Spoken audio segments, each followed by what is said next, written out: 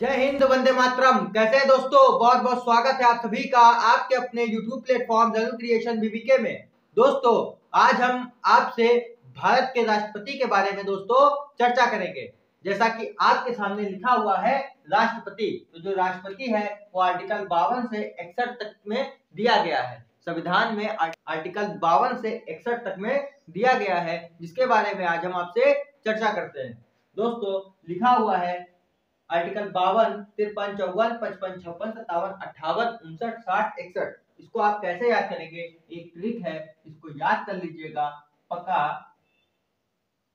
पका चुनिर का पका चुनिर का पका चुनिर का पुनर्योग, पका चुनिर का पुनर्योग, शर्त शपथ, पका चुनिर का पुनर्योग, शर्त शपथ, महाभियोग। क्या ट्रिक है दोस्तों? पका चुनिर का पुनर्योग, शर्त शपथ, महाभियोग। आइए समझते हैं। आर्टिकल 52 कहता है कि भारत का एक राष्ट्रपति होगा। तो लिखा है जैसे कि मतलब पद, राष्ट्रपति का एक पद होगा। तो आर्टिकल 52 कहता है भारत का एक राष्ट्रपति होगा। आर्टिकल 53 क्या कहता है? हो गया, उसके बाद का से यानी संवैधानिक कार्यपालिका। क्या कहता है? आर्टिकल 53 कहता है संवैधानिक कार्यपालिका। 54 कहता है कि राष्ट्रपति का जो चुनाव होगा, राष्ट्रपति के चुनाव के बारे में आर्टिकल 54 बताता है। आर्टिकल 55 कहता है राष्ट्रपति के निर्वाचन प्रक्रिया, यानी कि राष्ट्रपति के निर्वाचन की प्रक्रिया कैसी होगी, उसके बारे में बताता है। आर्टिकल 56 बताता है राष्ट्रपति का कार्यकाल। क्या बताता है? कार्यकाल बताता है। आर्टिकल 57 बताता है पुनः निर्वाचन, कि राष्ट्रपति एक बार जिसे चुनाव जीत गए उसके बाद फिर से इलेक्शन हुआ तो क्या वह राष्ट्रपति जो है जिस पद पे थे फिर से उसी पद के लिए, राष्ट्रपति पद के लिए फिर से चुनाव लड़ सकते हैं या नहीं लड़ सकते हैं, इसके बारे में बताता है। आर्टिकल 58 योग्यता बताता है। आर्टिकल 59 शर्त यानी कि वेतन और भत्तों के बारे में बताता है। आर्टिकल 60 कहता है राष्ट्रपति की शपथ के बारे में। आर्टिकल 61 महाभियोग के बारे में। दोस्तों, इसको डिटेल से समझते हैं। जैसे 52 ने कह दिया कि भारत का एक राष्ट्रपति होगा, ठीक है, और जो राष्ट्रपति होगा वह भारत का क्या होता है? भारत का प्रथम नागरिक होता है। क्या होता है? भारत का प्रथम नागरिक होता है। आर्टिकल 53 ने बताया भारत का संवैधानिक कार्यपालिका के बारे में, ये ठीक है।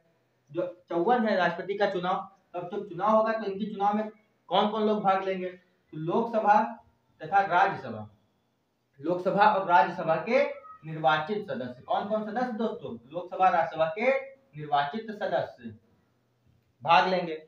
और कौन भाग लेगा? विधानसभाओं की, मतलब सभी राज्यों की जो विधानसभा होंगी, सभी राज्यों की विधानसभाओं के निर्वाचित सदस्य, ठीक, सभी राज्यों के विधानसभाओं के निर्वाचित सदस्य। कौन सदस्य? निर्वाचित सदस्य, ठीक। और दिल्ली, ठीक है दोस्तों, दिल्ली और पांडुचेरी, दिल्ली पांडुचेरी तथा जो यूटी है उन सभी यूटी के विधानसभाओं के, यूटी की विधानसभा के निर्वाचित सदस्य। शॉर्ट में लिख दिया है दोस्तों, बोल रहे हैं, आप उसको नोट कर लीजिएगा। लोकसभा तथा राज्यसभा के निर्वाचित सदस्य भाग लेंगे। सभी राज्यों की विधानसभाओं के निर्वाचित सदस्य भाग लेंगे।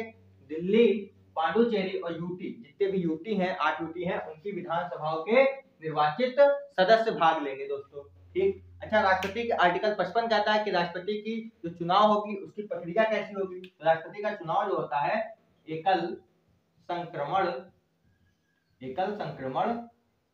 मत पद्धति, किस पद्धति के द्वारा होता है? एकल संक्रमण मत पद्धति के बारे में होता है। एकल संक्रमण मत पद्धति के द्वारा दोस्तों राष्ट्रपति का चुनाव कराया जाता है, ठीक। आर्टिकल 56 राष्ट्रपति के कार्यकाल को बताता है। तो राष्ट्रपति का कार्यकाल कितना होता है? 5 वर्ष का होता है दोस्तों। कितने वर्ष का होता है? 5 वर्ष का होता है। आर्टिकल 57 कहेगा कि राष्ट्रपति का पुनः निर्वाचन, मतलब राष्ट्रपति फिर से चुनाव लड़ सकते हैं या नहीं, मतलब कितनी भी बार लड़ सकते हैं, कोई दिक्कत नहीं है। आर्टिकल 58 योग्यता कहता है। तो जो 58 है योग्यता कि राष्ट्रपति के लिए आप क्या किस योग्य होना चाहिए, क्या योग्यता होनी चाहिए? तो योग्यता तो ये है कि भारत का क्या हो दोस्तों? सबसे पहली बात भारत का नागरिक हो, भारत का नागरिक हो, ठीक। 35 वर्ष की आयु पूर्ण कर चुका हो, ठीक। भारत का नागरिक हो, 35 वर्ष की आयु पूर्ण कर चुका हो। और क्या है दोस्तों? 50 प्रस्तावक प्लस 50 अनुमोदक होने चाहिए। 50 प्रस्तावक, 50 अनुमोदक होने चाहिए।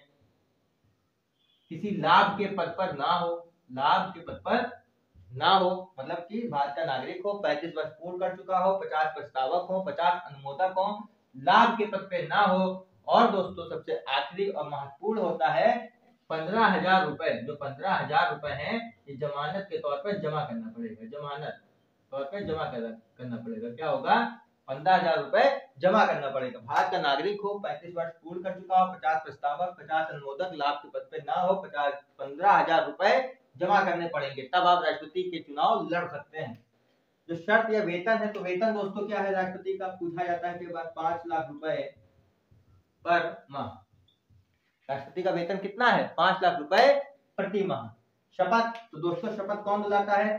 Supreme court. एससी लिख दिया ने, सुप्रीम कोर्ट के मुख्य न्यायाधीश। राष्ट्रपति को शपथ कौन दिलाएगा?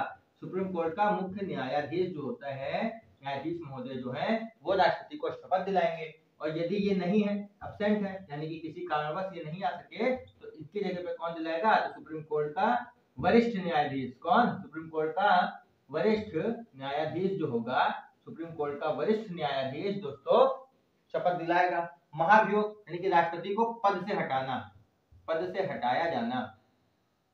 यदि राष्ट्रपति को पद से हटाएंगे उसे ही क्या कहते हैं दोस्तों? महाभियोग कहते हैं।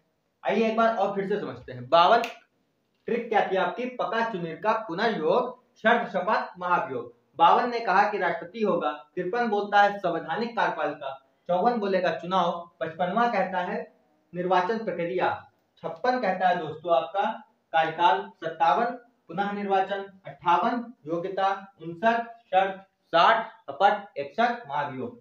दोस्तों उम्मीद करते हैं आज का छोटा सा वीडियो आपको अच्छा लगा होगा और राष्ट्रपति से संबंधित जितने भी प्रश्न बनते हैं दोस्तों एक वीडियो में समाप्त हो गए। यदि वीडियो अच्छा लगा हो तो वीडियो को लाइक करिएगा, शेयर करिएगा, कमेंट करिएगा और चैनल को सब्सक्राइब करना ना भूलिएगा। जय हिंद, वंदे मातरम।